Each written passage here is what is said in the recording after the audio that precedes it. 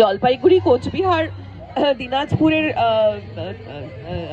দক্ষিণ এবং উত্তর দিনাজপুর এবং মালদা জেলা, এই সব জায়গারই নাটক দেখার সৌভাগ্য আমার হয়েছে। আমার মনে হয় এই উত্তরবঙ্গের জেলা শহরের বা আরো প্রান্তিক গ্রামগুলোর যে নাটক, সেগুলো নিয়ে আলোচনা বোধহয় কম হয়। আর নাটক বলতেই আমাদের চোখের সামনে কলকাতা ভেসে ওঠে। সেইটার একটা কোথাও গিয়ে পরিবর্তন দরকার। যে নাটক মানে কলকাতা একাডেমি চত্বর বা রবীন্দ্র সদন বা গিরিশ মঞ্চ বা শিশির মঞ্চ, সেটা কিন্তু নয়। নিশ্চয়ই সেটার একটা বৃহৎ জায়গা রয়েছে, নাটকের যে প্রাঙ্গণ, সেখানে কলকাতার নাটকের একটা বিশাল জায়গা রয়েছে, কিন্তু তার বাইরেও একটা আরো বড় পরিসর আছে যেখানে মফস্বল শহরের মানুষরা নাটক করে থাকেন। এবং মফস্বলের নাটকের একটা, সবাই নাটক দেখেন তো? সবাই কি নাটক দেখেন এখানে? আমি সেটা প্রথমত আমি ক্লাসের ছেলে মেয়েদের অনেক সময় জিজ্ঞেস করে জানতে পারি তারা কখনো কোনো নাটক দেখেনি। কাজেই সবাই নাটক দেখার অভিজ্ঞতা আছে? তোমাদের জিজ্ঞেস করি, তোমাদের আছে? নাটক দেখেছো? আচ্ছা, তাও তোমরা বোধহয় জেলা শহরের নাটক দেখেছো, জেলা শহরের মালদাতেই নাটক দেখেছো। গত 20 বছর আগেও মফস্বলের নাটকের একটা আলাদা চেহারা ছিল, যেটাকে বড় শহর একটু নাক ছিটকে দেখতো, প্রান্তিক বলে একপাশে সরিয়ে রাখতো। এবং সেটা যে এখনো নেই বড় শহরের প্রেক্ষিতে, তা কিন্তু নয়।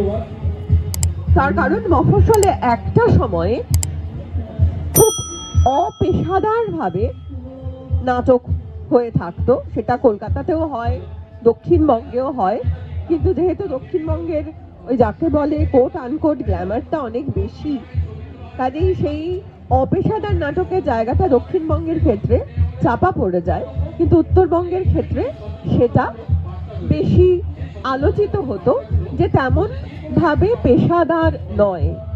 আসলে ছোট শহরের বা মফস্বলের কতগুলো সমস্যা আছে। সেই সমস্যার একটা প্রধান সমস্যা হচ্ছে নাটকের যে হল, সেটা একটা বড় সমস্যা। নাটকের হলের জন্য প্রযুক্তির কতগুলো বিশেষ নির্মাণ লাগে, তার অ্যাকাউস্টিক্স, তার আলো, তার মঞ্চ, তার গ্রিন রুম, সেই সমস্তই অত্যন্ত বিজ্ঞানসম্মতভাবে প্ল্যান করে থাকা দরকার, যেটা মফস্বল শহরে যে কোনো কারণেই তার অভাব রয়েছে, ছিল। আমি অন্তত গত 30 বছরের স্প্যান ধরে যদি বলি, তাহলে সেই অভাবটা ছিল। এবং স্বভাবতই মফস্বলে নাটক ভালোবেসে নাটক দেখা মানুষ বড় শহরের তুলনায় কম হবে।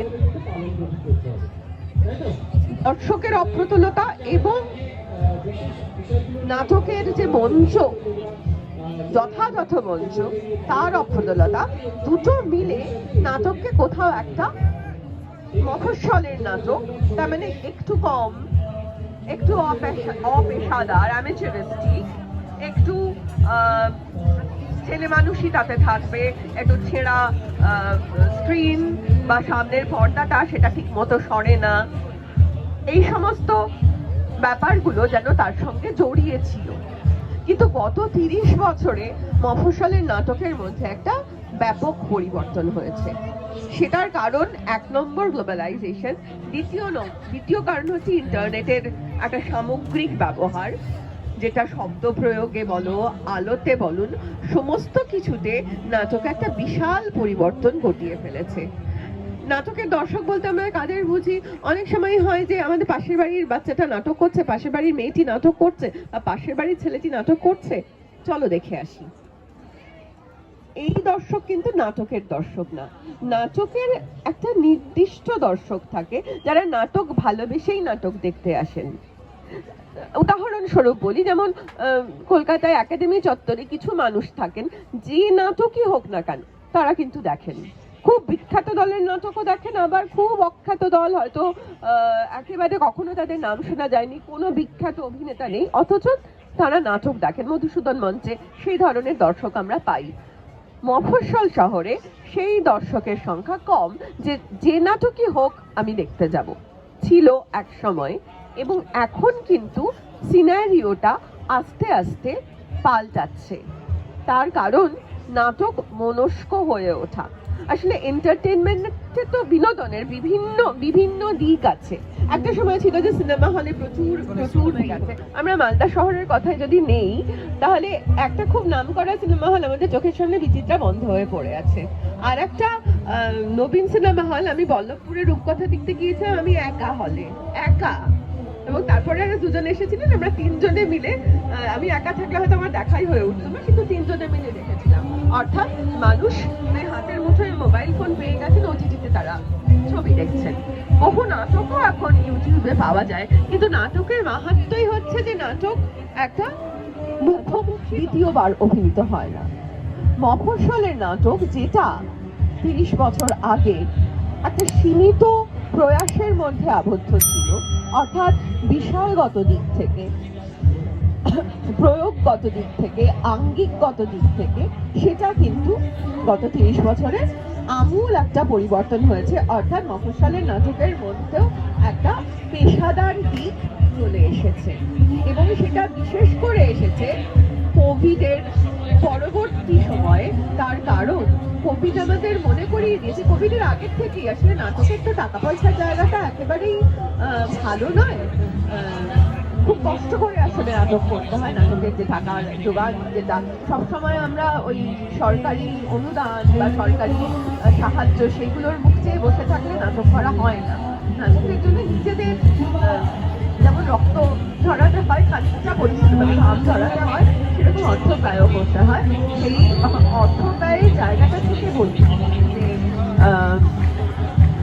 মানুষ ভাবতে শুরু করেছেন যে আগেকার দিন থেকে যে প্রসেনিয়াম থিয়েটার, বাদল সরকার তো অনেকদিন আগেই ভেবেছিলেন সেটা, সেই প্রসেনিয়াম থিয়েটার আপনারা যারা নাটকের সঙ্গে যুক্ত তারা জানেন, আর যারা যুক্ত না তাদের বলি, আমরা গিয়ে যে দেখতে পাই একটা মঞ্চ রয়েছে, বড় পর্দা রয়েছে, পর্দা সরে গেল, তারপরে আমরা কোনো বাড়ির বৈঠকখানা তো বৈঠকখানাই দেখলাম, তার শয়নকক্ষ তো শয়নকক্ষই দেখলাম, ওটাকে প্রসেনিয়াম থিয়েটার বলে, যেটা সাধারণভাবে মানুষ তার সঙ্গে দীর্ঘদিন পরিচিত ছিলেন। সেই প্রসেনিয়ামের আইডিয়াটা কিন্তু বাদল সরকার অনেক দিন আগে ভেঙে দিয়েছেন। মানুষ আসুন, দু একজন আসুন, কিন্তু সেই করেই কিন্তু ওই যে ভাবনার বিকেন্দ্রীকরণ, সেটা খুব প্রয়োজন। সবসময় যদি আমরা বড় শহরের মুখাপেক্ষী হয়ে থাকি, তাহলে নাটকের প্রসার ঘটবে না। মফস্বলে এই ধারণাটা আস্তে আস্তে ঢুকতে শুরু করেছে, প্রসার পেতে শুরু করেছে, এবং এখন ইন্টিমেট স্পেস বলে একটা নাটকের জায়গার ব্যবহার হচ্ছে, যেখানে খুব কম জায়গায়, খুব কম, মানে হয়তো 20 জন আমাদের দর্শক, কিন্তু তাদের সামনে একটা নাটক অভিনীত হচ্ছে। আমি সবসময় আশা করতে পারি না যে আমার নাটক হলেই সেখানে 500 লোক আসবে, এবং 500 লোক আসলেন তার মানে কিন্তু তারা সবাই নাটকের দর্শক তা নয়। নাটকটা বিচিত্রানুষ্ঠান নয়। নাটককে যদি বিচিত্রানুষ্ঠানের সঙ্গে এক করে ফেলা হয়, যেটা নাটকের মঞ্চের সঙ্গেই গ্রিন রুম থাকবে, একদম পাশেই গ্রিন রুম থাকবে, সেইটা যদি না থাকে, তাহলে কিন্তু কখনোই পোশাক পরিবর্তন করতে বা মেকআপ পরিবর্তন করতে নাটকের অভিনেতাকে যদি অনেকটা দূরে যেতে হয়, যেটা যারা রবীন্দ্র সদনে অভিনয় করেছেন তারা জানবেন, খুব অসুবিধে, অনেক দূরে। আসলে ওটা নাচের মঞ্চ, নাচ যিনি করেন বা গান যিনি করেন, অনেকটা দূরে গিয়ে তিনি তার পোশাক পরিবর্তন করে মেকআপ করে চলে আসলেন একবারে। কিন্তু নাটকের মঞ্চে যেখানে মুহুর্মুহু আমাকে পোশাক পরিবর্তন করতে হবে, মেকআপ পরিবর্তন করতে হবে এবং নজর রাখতে হবে যে কি হচ্ছে মঞ্চে, সেখানে যদি অনেক দূরে বা পিছন দিকে গ্রিন রুম থাকে, তাহলে ভয়ঙ্কর একটা অসুবিধে অভিনেতার। হলগুলোতে এখনো ডিজিটাল লাইটিং বা ডিজিটাল সাউন্ড এসে পৌঁছায়নি, যার ফলে যারা আলো প্রয়োগ করেন, যারা শব্দ প্রক্ষেপণ করেন, তাদের ক্ষেত্রে কিন্তু একটা বড় অসুবিধে। কারণ এখন তো সবাই সব জায়গার নাটক দেখছে, কনস্ট্যান্ট একটা তুলনামূলক আলোচনা চলতে থাকে। বাইরের দলগুলো যখন আসেন তাদের নিজস্ব ডিজিটাল লাইট সাউন্ডের ব্যবস্থা নিয়ে, সেটা সেই পরিমাণ খরচ সাপেক্ষ, তখন আমরা বলতে থাকি তাহলে ওরা যদি পারে তাহলে এখানে নয় কেন? এখানে নয় কেন? কারণ আমাদের হাতে অতটা উন্নত প্রযুক্তির আলোর ব্যবস্থা নেই, শব্দের ব্যবস্থা নেই। তার ফলে আমাদের কিন্তু ওই, যদি সেটাকে দৌড় বলা হয়, যদিও আমি দৌড় বলতে অরাজি, কারণ প্রতিটি শিল্পই শিল্পের জন্যে, দৌড়ানোর জন্যে নয়, কিন্তু যখনই তুলনা এসে যায় তখনই বলতে হয় যে না, আমাদের হাতে কিন্তু মফস্বলে এখনো তেমন প্রযুক্তি এসে পৌঁছয়নি। দুটি মফস্বল আমি দেখেছি, একটা হচ্ছে বালুরঘাট এবং আরেকটি হচ্ছে বহরমপুর, যেখানে ভীষণ উন্নত মানের প্রযুক্তি সম্পন্ন হল রয়েছে। খুব ভালো আলো এবং বাইরে থেকে আলো ভাড়া করতে হয় না, আমাদের যেটা করতে হয় বাইরের থেকে আলো ভাড়া করতে হয়, সেটা কিন্তু একটা বেশ খরচা সম্পন্ন ব্যাপার। কিন্তু হলে যদি সেই পরিমাণে আলো থাকে আমাদের সেই খরচাটা করতে হয় না। এই হচ্ছে মফস্বলের থিয়েটার। এবং এখন এই ইন্টারনেটের যুগে চিন্তা ভাবনার যে প্রসার সেটা কিন্তু মফস্বলেও সমানভাবে হচ্ছে। আগে একটা বই পেতে হলে আমাদের কত কষ্ট করতে হতো না? যারা আমরা একটু পুরোনো দিনের যারা, আমরা জানি যে আমরা যখন পড়াশুনো করেছি তখন কোনো জেরক্স করার ব্যবস্থাও ছিল না। মানে জেরক্স মানে একটা দুর্লভ ব্যাপার। কোনোদিন যদি টিচার হাতে একটা জেরক্স এনে দিলেন, জেরক্স পেয়েছি মানে সাংঘাতিক ব্যাপার, আমরা হাতে লিখে পড়াশুনো করতাম। তারপরে তো জেরক্স এলো, এবং এখন আর জেরক্সেরও দরকার হয় না, ফোনে ছবি তুলে নিল। এখন তার ফলে একটা নাটক যেটা আজকে স্পেনে হচ্ছে, আমি কিন্তু বাড়ি বসে ইজিলি খুব সহজে সেই নাটক আমি ইউটিউবে দেখে ফেলতে পারি। এবং নাটকের এই যে বিশাল পরিবর্তন হচ্ছে, ভাবনার পরিবর্তন হচ্ছে। আমি একটা নাটকের কথা, নতুন নাটক তো লেখা হচ্ছে, অভিনীত হচ্ছে বটে, কিন্তু পুরনো নাটককে রিকনস্ট্রাক্ট করে তাকে, নাটকই একমাত্র জিনিস যেটা মানুষ ভাবেন যে না শিখেই করা যায়। নাটক না শিখে করা যায় না, তার একটা শিক্ষণ প্রণালী আছে। এখন সবার পক্ষে সম্ভব না এনএসডিতে গিয়ে পড়াশুনো করবেন বা নাটকের স্কুলে গিয়ে পড়াশুনো করবেন, কিন্তু তারা যে নাট্যচর্চা কেন্দ্রের সঙ্গে যুক্ত, সেখানেও কিন্তু একটা প্রশিক্ষণের দিক আছে। আপনারা দেখেছেন কিনা জানেন না, বহু নাটকে অনেক অনেক চরিত্র থাকে যারা এসে শুধু বসে থাকে। কালকে নাটকেই দেখলেন যে ওরা বসে আছে নৌকোগুলো হাতে নিয়ে, তারা 10 মিনিট চুপ করে বসে থাকতো। ওই চুপ করে বসে থাকাটা কিন্তু পার্ট অফ ডিসিপ্লিন, ওটা শেখানো হয়েছে যে আমাকে চুপ করে এইভাবে বসে থাকতে হবে, এবং ওই শেখানোর প্রসেসটা একটা দীর্ঘ প্রসেস। মিনার্ভা থিয়েটারে আসলে যখন মানে একটা দেখতেছিলাম, তো তখনই জাস্ট ওই মানে আপনার শুরু হওয়ার আগে ওই কথোপকথন বলে তখন এই কথাটা উঠে এসেছিল। কারণ আমি পরে একটা জিনিস দেখলাম যে যেসব জায়গায় কলকাতা দিকে যে নাটকগুলো হয়, হ্যাঁ, তো বেশিরভাগ কিন্তু আপনার মোশনে 50% তারা কিন্তু নর্থের দিক থেকেই আসছে, মানে উত্তরবঙ্গ বা মফস্বল থেকেই আসছে। মানে ওদের যে সহশিল্পী বা যারা অ্যাক্টিং করছে ওনারা কিন্তু বেশিরভাগ সব মফস্বলেরই। সুতরাং মফস্বলের নাটকটা মানে যেভাবে না, ওই যে মফস্বলের মানুষ যদি সবসময় বড় শহরে চলে যেতে চায়, ওই গ্রামের মানুষ যেমন শহরে আসতে চায়, মফস্বলের মানুষ শহরে চলে যেতে চায়। তো সবাই যদি শহরেই চলে যাবে তাহলে তো মফস্বল ফাঁকা হয়ে যাবে। কলকাতায় গিয়ে যে তারা বিশাল একটা জায়গা, কিন্তু ওই যে একটা মোহ যে ওখানে গেলেই আমার হয়ে যাবে, তা কিন্তু সবসময় হয় না। তুমি চর্চাটা যে কোনো জায়গায়, এখন ইন্টারনেটের যুগে যে কোনো জায়গায় চর্চা করা যায়। কাজে সেই চর্চার অভাবটাই মফস্বলে একটা, মানে নিজেকে তৈরি করার জায়গাটা, সেইটা একটা অভাব বোধ দেখা যায় এখনো।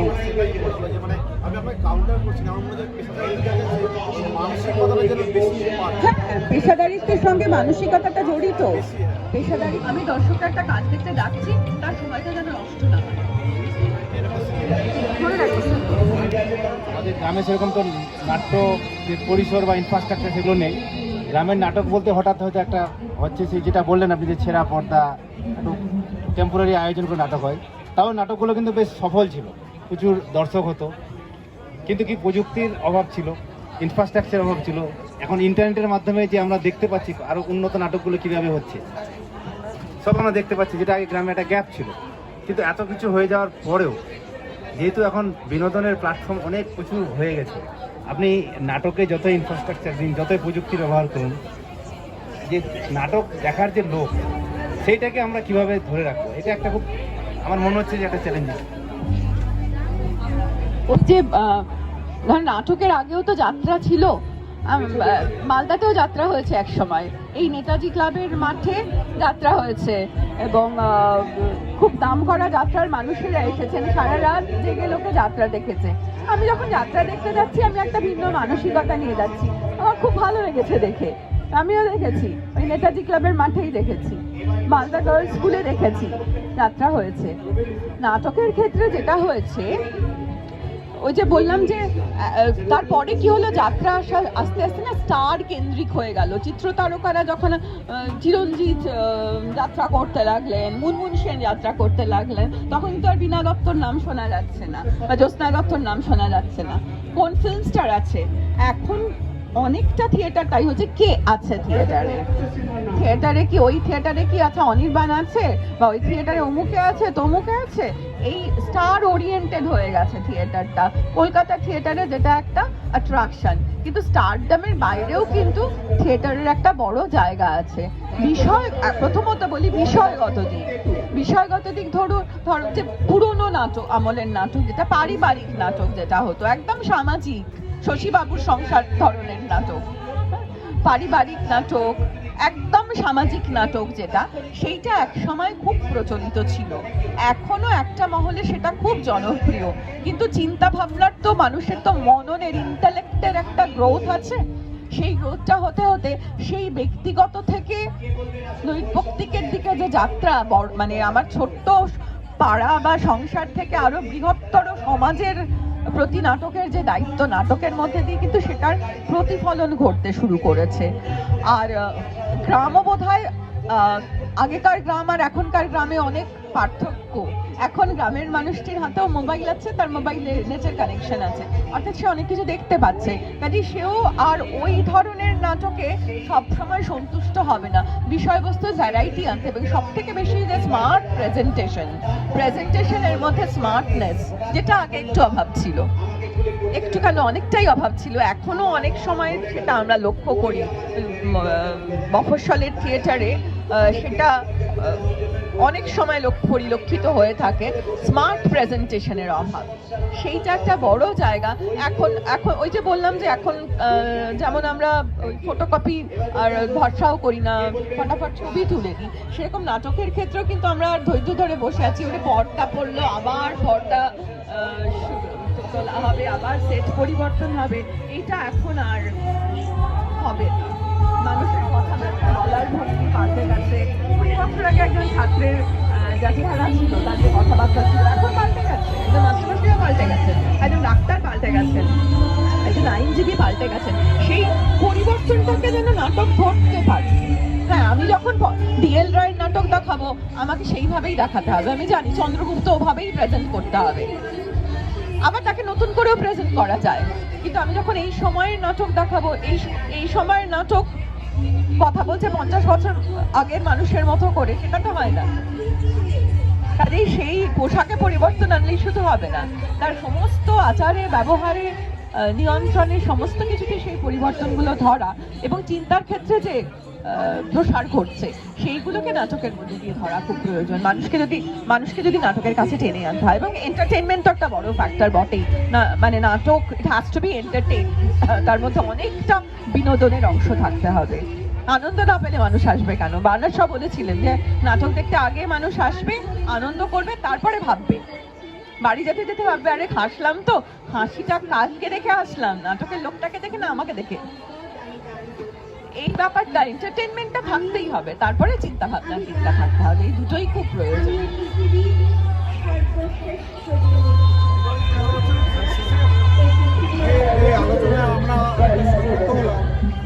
আমার মনে একটা ভাবনা আছে, নাটক আপনার আমি ছোটবেলা থেকে স্কুলে যখন পড়তাম, তখন প্রতি বছরই একটা নাটক হতোই, এবং সেই নাটকে আমি অভিনয় করেছি।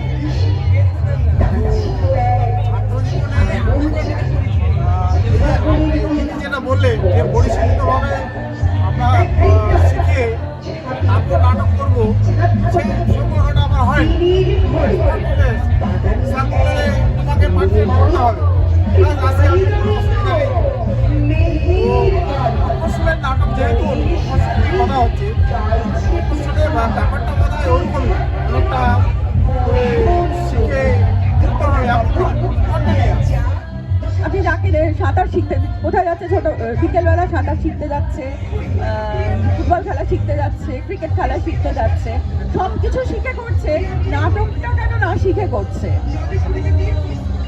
নাটক না শিখে করার এত বড় একটা শিল্প, যার মধ্যে অভিনয় আছে, নাচ আছে, গান আছে, ছবি আছে, এটা না শিখে করা যায় না। না, শেখার জন্য কিন্তু সবসময় অর্থ দরকার হয় না। মানুষ সবসময় সেই মানসিকতা, যদি মানসিকতা থাকে তাহলে সে শিখবে। আমি একটা নাটকের দলে ঢুকেই আমি ভাববো না যে আমি কালকে স্টেজ করব। আমি আগে শিখবো। একটা প্রবাদ প্রতিম গল্প বলি। শাশ্বত চট্টোপাধ্যায় আমাদের সবার খুব প্রিয় অভিনেতা, ভারতবর্ষের অন্যতম আমি বলবো শ্রেষ্ঠ অভিনেতা। এখন চারবাগ নাটকের দলে জয়েন করেছিলেন, যশোর দস্তিদারের নাটকের দলে। শুভেন্দু চট্টোপাধ্যায়ের ছেলে 6 বছর কাজ ছিল শুধু ঘর ঝাড় দেওয়া, জলের পুজোতে জল ভরা আর বসে বসে নাটক দেখা। ধৈর্য। 6 বছর শুধু ঘর ঝাড় দিতেন আর জলের জল ভরতেন আর দেখতেন। ওই দেখার মধ্যে দিয়ে যে শিক্ষা হয় না, সেটা একটা মারাত্মক শিক্ষা। আমাদের এই সময়টাই খুব অধৈর্য সময়, খুব অস্থির সময়। আমি যদি আজকে একটা কিছু শিখি, আমি আজকে ভায়োলিন কিনলাম, আমি পরের বছর চাইবো আমি ভায়োলিন বাজাবো স্টেজে। তো এই চাওয়াগুলো খুব দুঃসাহস। আমি যদি সময় দিই নিজেকে, আমি যদি নিজেকে তৈরি করি যে কিভাবে আমি স্টেজে দাঁড়াবো, কিভাবে হাঁটবো, কিভাবে আমার বাচন ভঙ্গি তৈরি করব। নাটক করতে হলে গলাও থাকতে হবে, সকালে উঠে নিজের গলা তৈরি করতে হবে, রেঞ্জ তৈরি করতে হবে, আমার হাঁটা তৈরি করতে হবে, আমার দরকার হলে নাচ শিখতে হবে। দেবশঙ্কর বাবুই তো এই গল্পটা খুব বলেন, তখন উনি নাচ শিখছেন। তো আমার যে আমি একটু শুনে যেটা মনে হচ্ছিল যে মালদাতে নাটক চর্চা আমি যখন এসেছি তার সঙ্গে কিন্তু অনেক পরিবর্তন ঘটেছে। ফলে মালদার যে নাটক সেটা কি এখনো মফস্বলের নাটক স্ট্যাটাসে আছে 1 নম্বর। আর 2 নম্বর অন দ্য হোল নাটক নিয়ে আপনি অনেক দিন আছেন, নিজে নাটক পরিচালনা করেন, নাটকের বিভিন্নভাবে আপনি জড়িত। সব মিলিয়ে নাটকের যে ডেভেলপমেন্ট মানে একদম গোটা পশ্চিমবঙ্গ জুড়ে, সেটা কি পজিটিভ দিক না কি মনে হয়? আমি সেটাই বললাম, মূল আলোচনাটা তাই ছিল যে আগে ছিল 30 বছর আগে যে মফস্বলের নাটক বলে কলকাতার ব্যক্তিত্বদের একটা নাকশিঠানো ব্যাপার ছিল, মফস্বলের নাটক, এবং এটা এখনো অনেকের আছে। এই উন্নাসিকতাটা কিন্তু সরে যাওয়ার সময় হয়েছে, কারণ এখন আর মফস্বলের নাটক নিয়ে নাক ছিটকানোর দিন নেই। মফস্বলের নাটক, আমি শুধু মালদার কথা বলিনি, আমি শিলিগুড়ির কথা বলতে, তো আমি সবকটা জেলার নাটক দেখে থাকি। শিলিগুড়ির নাটক, দিনাজপুরের 2টি দিনাজপুরের নাটক, জলপাইগুড়ি, কোচবিহার, সমস্ত নাটকের দল কিন্তু ক্রমশ পেশাদার হয়ে উঠছে। ভীষণ পেশাদারি তাদের প্রোডাকশন, এবং সেখানে কলকাতার নাটকের সঙ্গে মানে ওই যে কলকাতার নাটক মানে একটা, হ্যাঁ সেখানে অর্থের হয়তো সমাগম অনেক বেশি বলে তারা প্রযুক্তিগতভাবে অনেকটা বেশি সুবিধে পেয়ে থাকেন, কিন্তু আদারওয়াইজ এখন আর মফস্বলের নাটক বলে নাকশিট কোনো দিন নেই। এবং গত 30 বছরে মফস্বলের নাটকে বিশাল পরিবর্তন ঘটেছে, এবং সেখানে ভীষণ পজিটিভ, মানে প্রযুক্তির দিকটা বাদ দিয়ে, যার জন্য আমি বললাম যে নাটকের জন্য পারফেক্ট হল বালুরঘাটে এবং বহরমপুরে। আমাদের হলটা চমৎকার, যদি আসন সংখ্যা একটু কম হতো, মানে নাটকের দর্শকের তো এত 1200 দর্শক আর কি, নাটকে আশা করাও খুব মুশকিল, কিন্তু এত প্রযুক্তির ব্যবহার যেখানে সহজ হয়ে উঠেছে, সেখানে এখন আর মফস্বলের নাটক নিয়ে নাচ শেখানোর দিন নেই। বরং মফস্বল দাবি করতে পারে অনেক, সেটা আমি বললাম, ওকে প্রশ্ন করলেন যে বড় দলগুলো যারা নাম করা দল যারা, তারা কি আদৌ ছোট দলের কাজ দেখেন, যে তারা মন্তব্যগুলো করেন যে এখন আর মৌলিক কাজ হয় না। আপনি যার কথা বললেন, আমি নাম করছি না, তিনি যে মন্তব্যটি করেছেন, তিনি কটা ছোট দলের কাজ দেখেছেন? তিনি তো তার নিজের দলকে নিয়েই ব্যস্ত।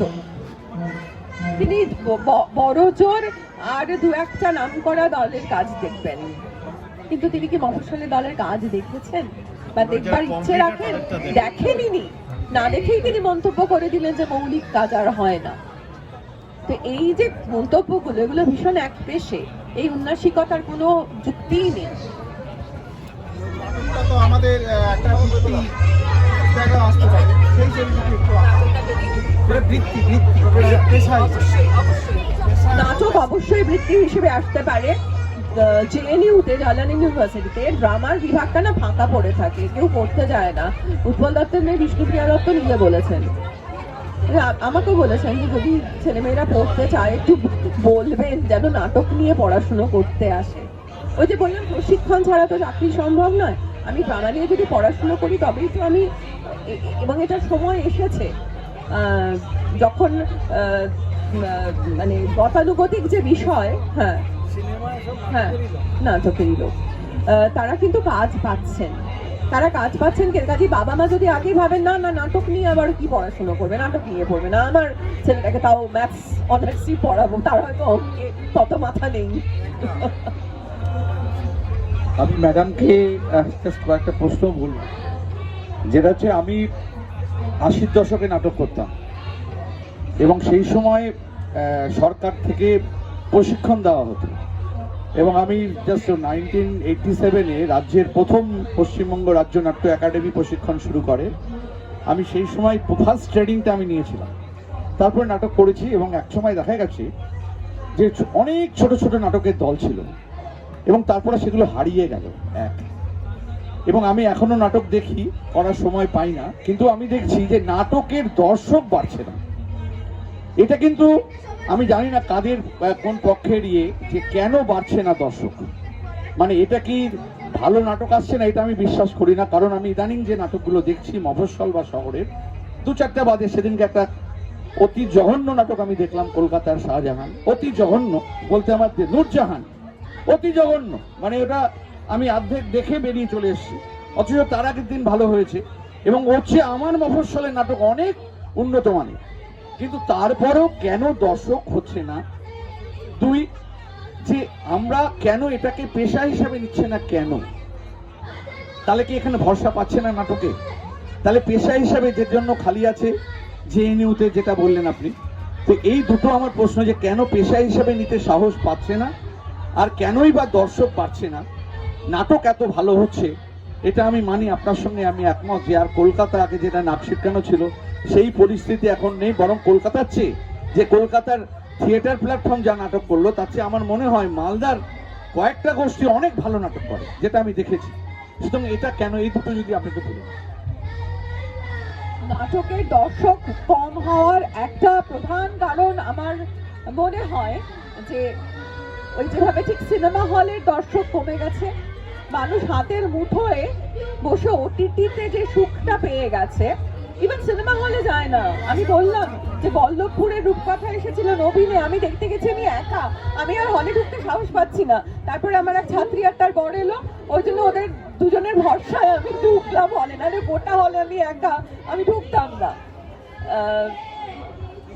একটা হচ্ছে জনরুচি পাল্টেছে, যেখানে মানুষ বল্লভপুরের রূপকথার মতো ছবি দেখে না, কিন্তু জওয়ান দেখতে বা পাঠান যখন আসে তখন একেবারে মারমার কাটকাট বা অ্যানিম্যালের টিকিট পাওয়া যায় না।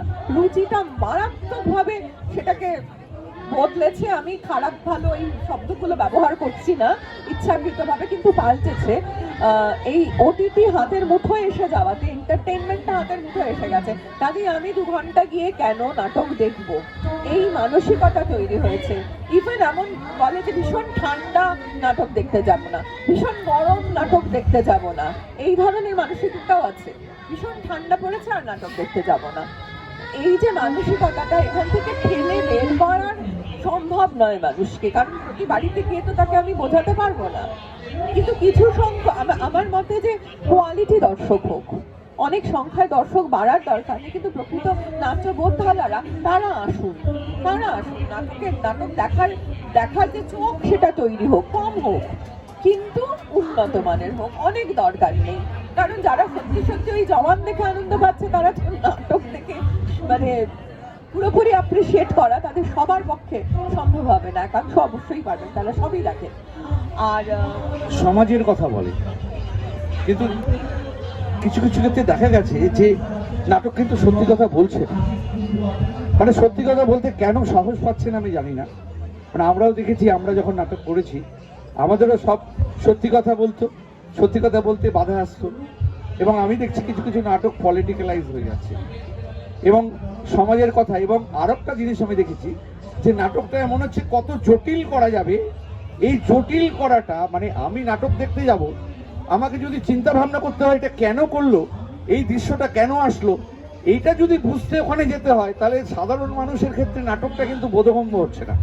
এটা কিন্তু আমার মনে হয়েছে আমার নাটকটাকে আরো যদি আমি সরলীকৃত করতাম, মানে সাধারণ মানুষকে যদি বোঝাতে পারতাম, তাহলে কি হতো, আমি অনেক মানুষকে টানতে পারতাম। আমি যে কারণে আমি নাটক থেকে আস্তে আস্তে একটা অন্য লাইনে চলে গেল। মানে নাটক থেকে আমি ভেবেছিলাম যে মানুষকে আমি সচেতন করব, এবং আমি নাটক করেছি দীর্ঘ 10-12 বছর আমি টানা করেছি। করার পর আমি দেখলাম যে আমি তখন কিছু মানুষকে করতে পারছি 300, 400, 500, খুব জোর 1000। তখন আমি ওখান থেকে ভাবলাম যে না, আরো কিছু লোকের যদি উপকার করতে হয়, সমাজকে যদি জাগাতে হয়, তখন আমি ওখান থেকে আমি মিডিয়া লাইনে চলে আসলাম এবং দীর্ঘ 30 বছর মিডিয়াতে ছিলাম। তখনও আমার একটা প্রতিবাদ ছিল। তখন জাস্ট আমি যখন 80-র দশকে সাদ্দার হাসিন মারা গেলেন,